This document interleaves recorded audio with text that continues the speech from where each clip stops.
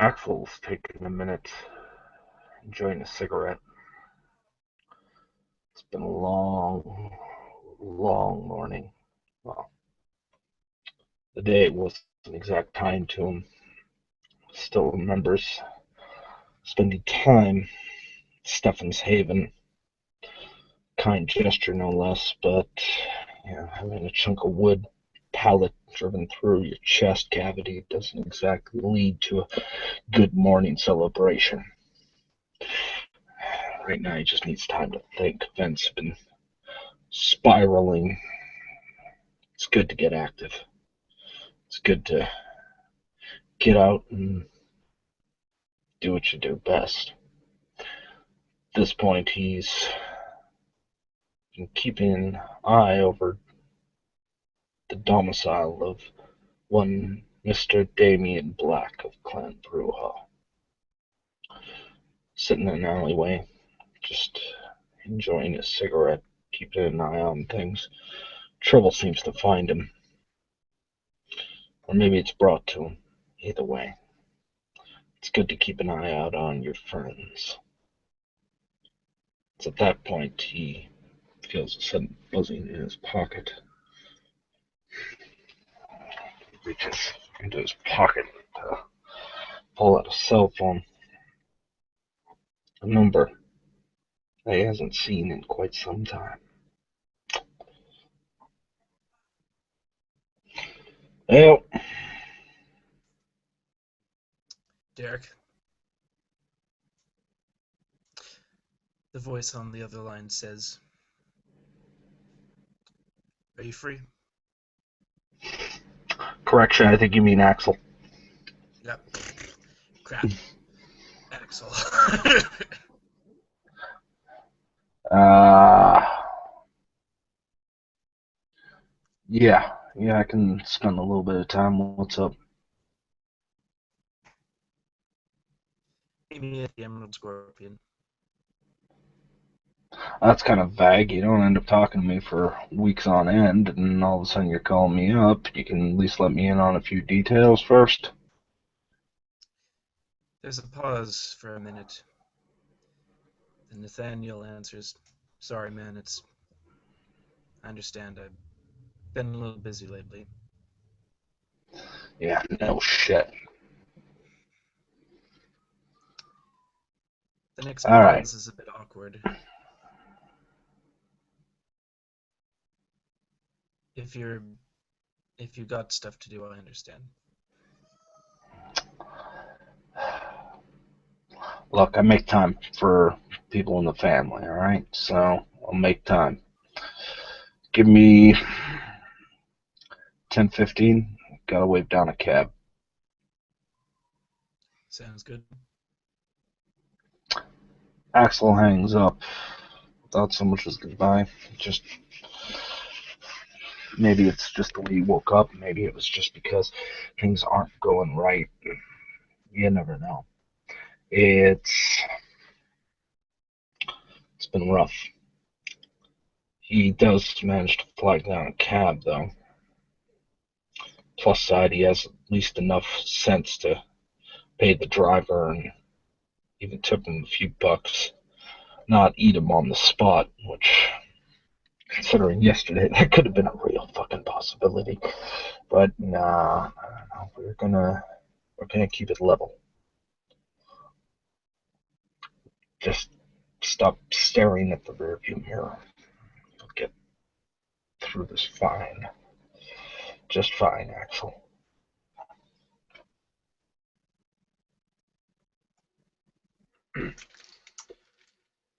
Howard Holliday was sitting in his living room, reading the works of Friedrich Nietzsche, contemplating different things. He has a very clear mind tonight, even though just the night prior to, he was told about those strange creatures that took the arm of Damien Black. He is sitting, stirring a small little cup filled with liquor, and just contemplating life as a whole.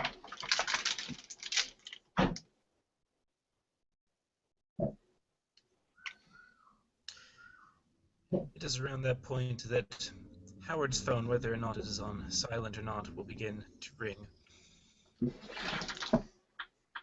Hello? Hey, Howard. You free? Nathaniel, is that you? Yep. Oh, yes, I believe I am. I got the rest of the night doing nothing. All right. Meet me at the Emerald Scorpion. uh, do you have directions? I have never been there myself. Oh, all right.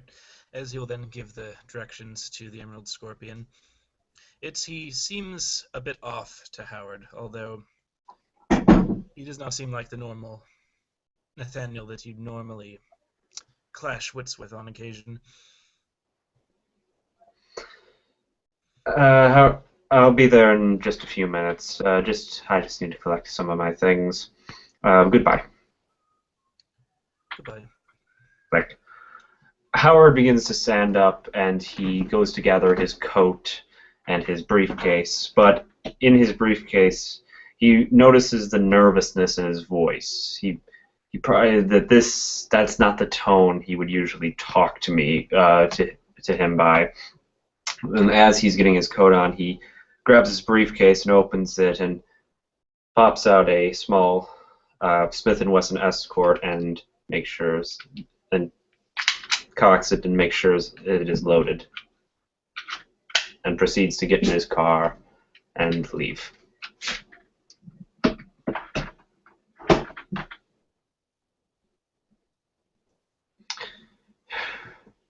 The first one to arrive would be Axel Linwood, as he was the one who was called first.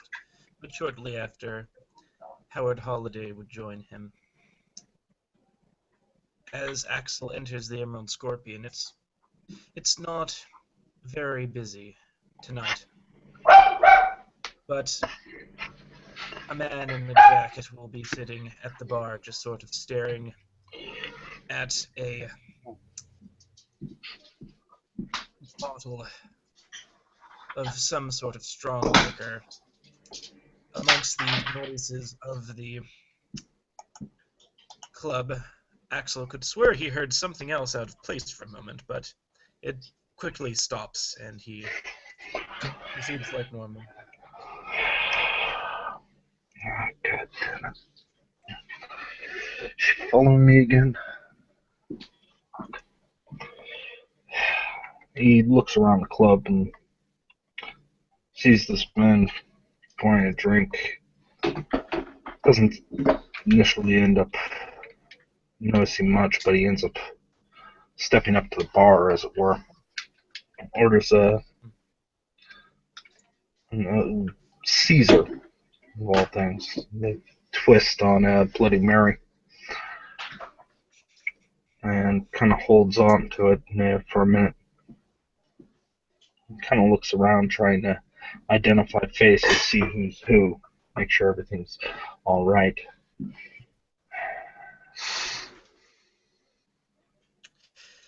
Amongst the people at the table, you'll see Nathaniel Blake just sort of staring into his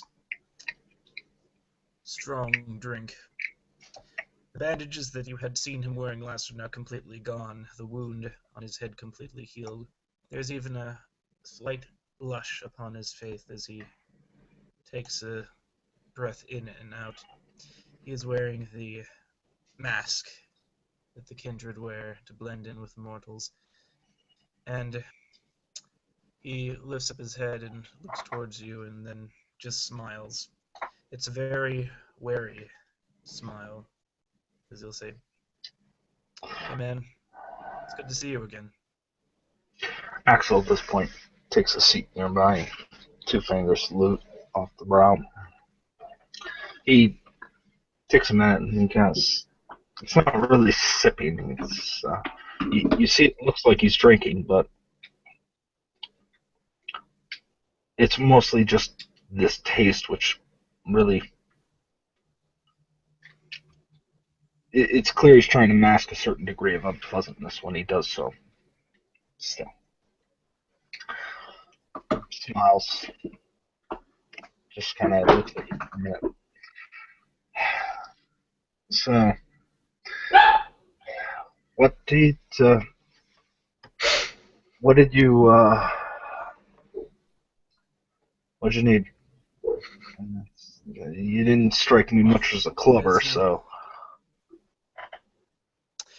As he just sighs and smiles and says, "Just thought I'd hang out with you again. It has been a really long time, and well, a lot has happened since last time. Yeah, you're telling me. It's hmm, Go is ahead. you will see that Nathaniel is sort of surprised by that statement, and it is about this point that the door to the bar will open again, and Howard will enter. If Oh, you fuck that two, asshole. as he laughs and says, "He's family, man. That Yeah, means he's I welcome." know. Howard is rushing in completely with his large pea coat on, and you can see that he's still wearing his what appears to be his suit beneath it. He's carrying a large book with a picture of a very mustachioed man on the cover, and carrying a briefcase and running through, just looking around, looking for Nathaniel, like with very worried look on his face, not like the regular not his usual placid, cynical look. And he notices you two at the bar and rushes over. Hey, Nathaniel. As Nathaniel sort of raise up a hand and say, "Howard, oh, you shouldn't have. But never pegged you for the type, though," as he smiles. You can see that he's generally touched by that concern. He actually wasn't expecting it. As he sort of offers another seat. Thank you, my friend. Howard sits down, just putting all of his bait crap in front of him, and just, so what's going on? This Oh, is Axel. sort of Sorry, I didn't notice you there. It's good to see you again. He extends his hand. Yeah, he kind of grabs hold of it. It's that firm grip you're used to.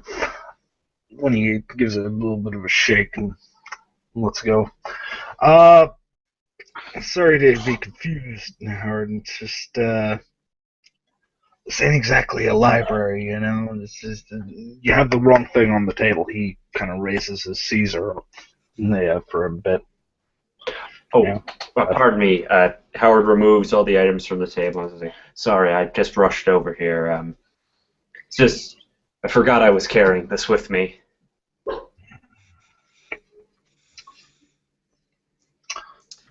He, Nathaniel is just smiling.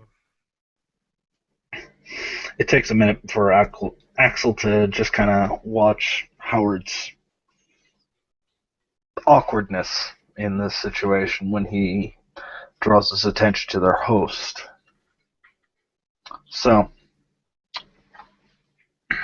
should I just skip right to the pleasantries and say what's the job, or should we end up keeping it extended to a little bit more pleasant conversation? As the smile on Nathaniel's face at the surprise he found in Howard's reaction sort of fades as quickly as it came, as he says, "There's no job tonight, and I wish there would be more pleasantries, but I will skip to the point. I'm going to be leaving town tonight." What? Yep. I've got, and he pauses again. It almost looks like he wants to say something. No, it's like he's trying to say something, but he just can't bring himself to say anymore, make himself say anymore. He just says, "There is something that I must take care of for the benefit of the family. I've been asked to specifically. And I don't know when I'm going to be back in town. You know how these business trips can go sometimes. Yeah, this seems to take forever. Yes. Mhm. I do. Yes. Yeah. Well, I'm not gonna lie, wasn't exactly the kind of calling I was expecting. Maybe I should clarify something here because I'm a little confused. I know the both of you. How do you know each other? We're both. As Nathaniel smirks,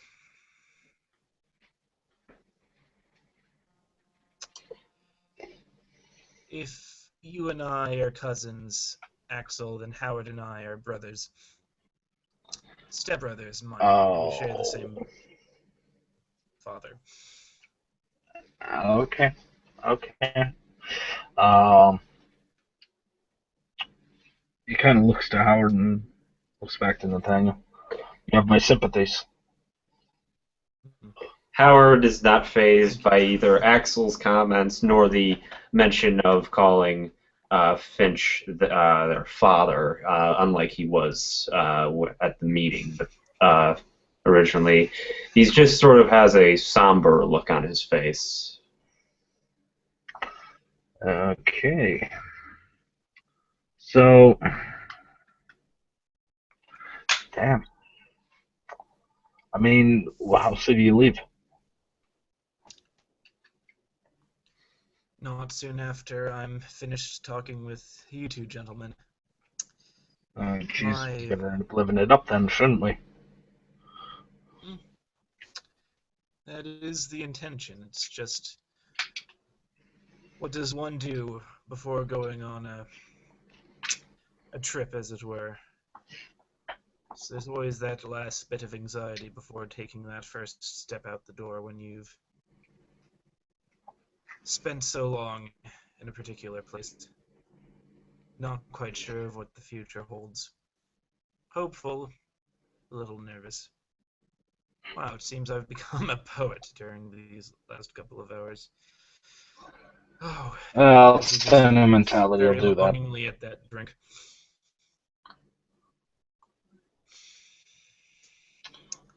Mostly, I just wanted to check and see how you two were doing. Well, it'd be great if. Where the hell is that coming from? That's Sorry, what coming from. I'm sorry, nothing. For some odd reason, I ended up.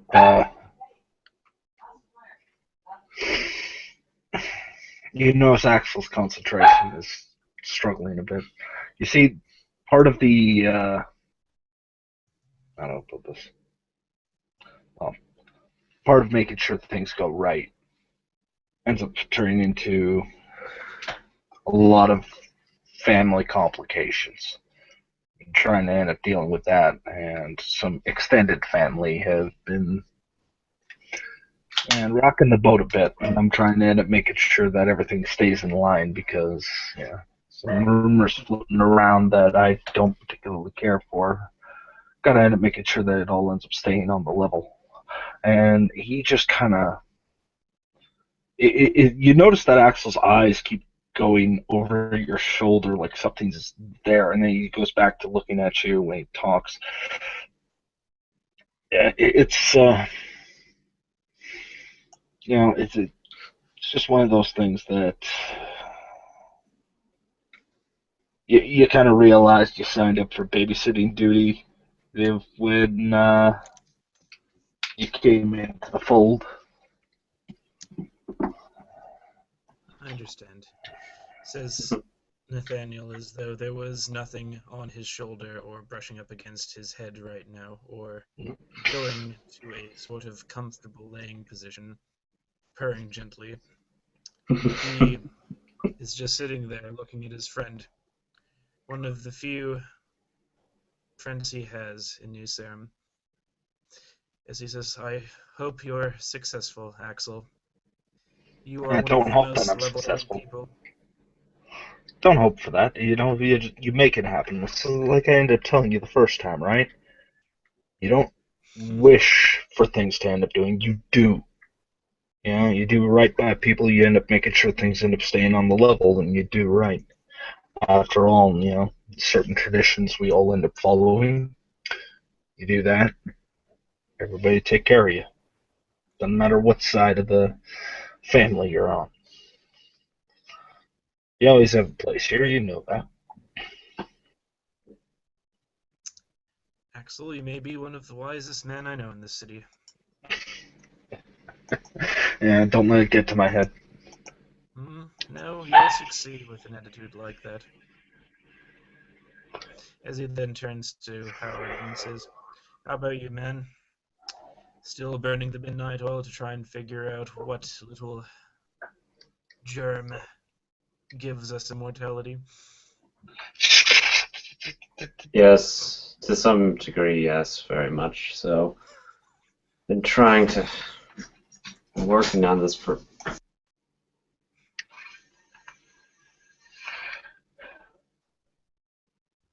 It's.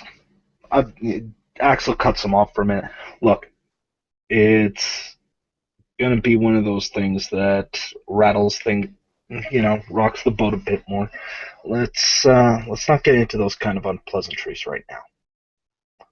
Let's focus on the here and Oh, now. I'm kidding with him.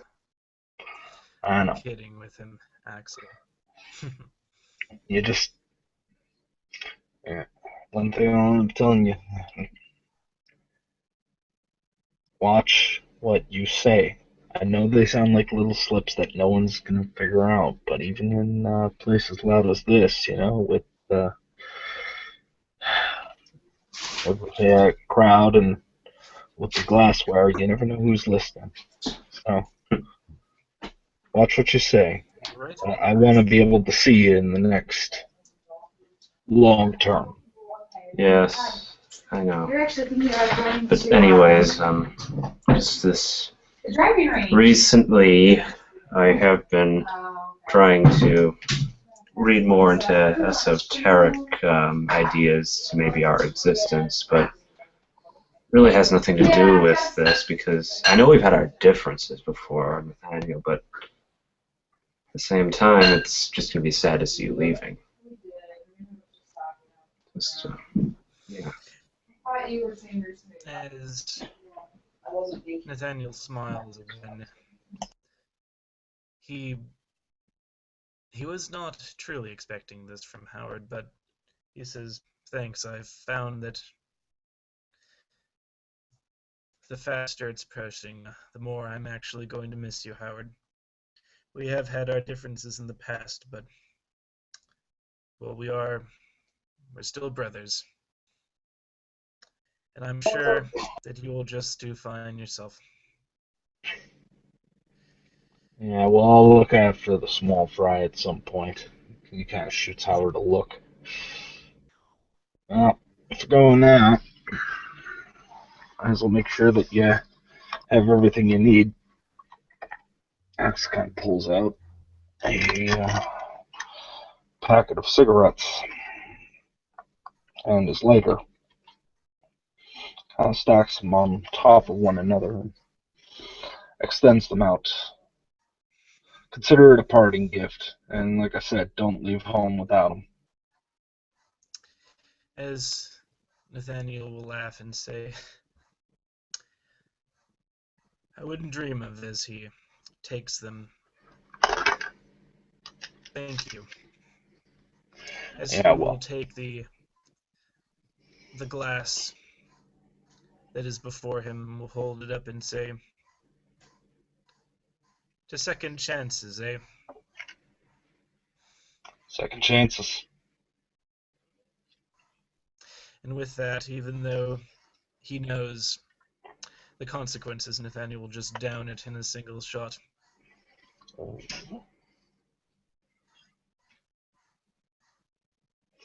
Uh,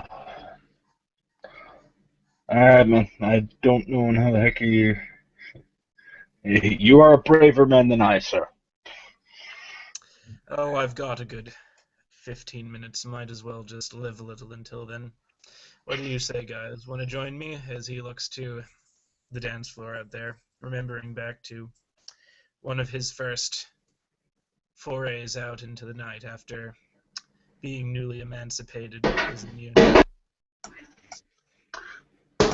Why not? Well, That's one way to move down. a lot of bass going on, so yeah. Yeah, why not? I mean, what's the worst that can happen, right? Well, Yeah. As Nathaniel laughs, what's the worst that could happen? And with that, the three kindred step out onto the dance floor, and whether or not they flail like madmen or dance like the star-struck youth of the night, the three, do live, and they do celebrate and laugh, and afterwards talk, maybe not necessarily to the truth of their heart, but nonetheless, these three brothers share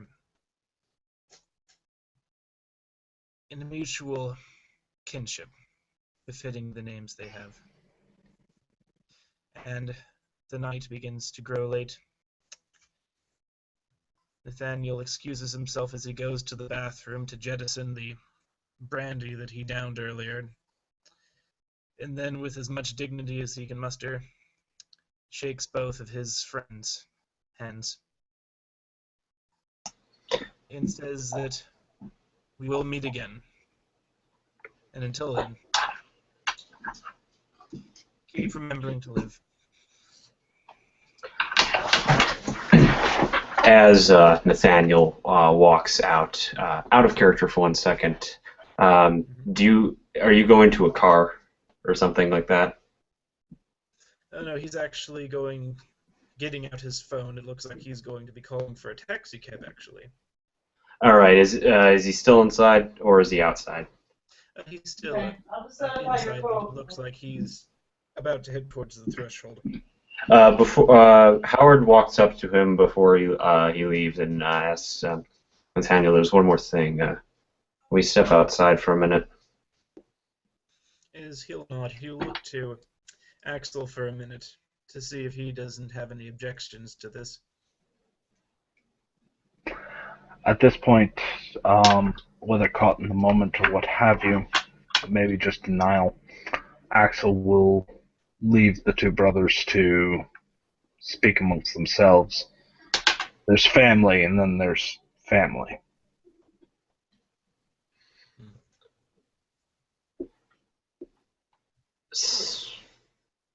Oh, out of character. Are we outside at this point? Yes, we're outside at this point. All right. Howard looks around to see if anyone is coming, and when he sort of goes closer to like a side of the like the wall, like maybe to an area where not many people are congregated, and he's Nathaniel, I have something to give to you, seeing as how you are leaving town, and you know it's a very dangerous world out there. As he will nod his head and say, "Gosh, I didn't expect you two to give me parting gifts, but they are appreciated." Howard looks around one more time, just to check again to see if anyone is coming, and when the coast is clear, he very carefully pulls out what appears to be a very small handgun and hands it over to Nathaniel for your protection. Do not want you to get hurt out there. Nathaniel's eyes will go wide for a minute and then quickly step so that if anyone could possibly pass by, if Howard had not done so already, that no one would see the handoff as he sees it and says, "This is one of your pair, right?" Yes. So As he will, it has protected me well. thank you, Howard. Very welcome. Just As don't want you to get hurt out there, and no, and I know you're probably not a violent man, but it's just to be safe.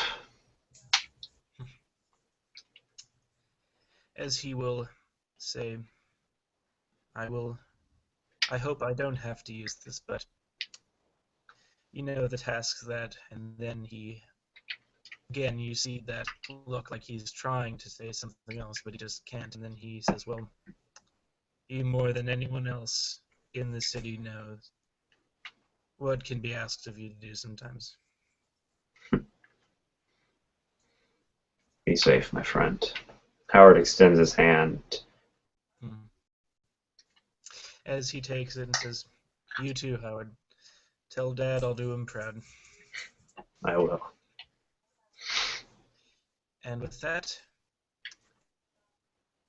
Nathaniel Blake calls for a taxi cab as his two friends go their separate ways into the night. And while this is where the story of Nathaniel Blake will end, the story of New Sarum will continue with these two young Malkavians as well as the other bright children of the city. Thank you for watching.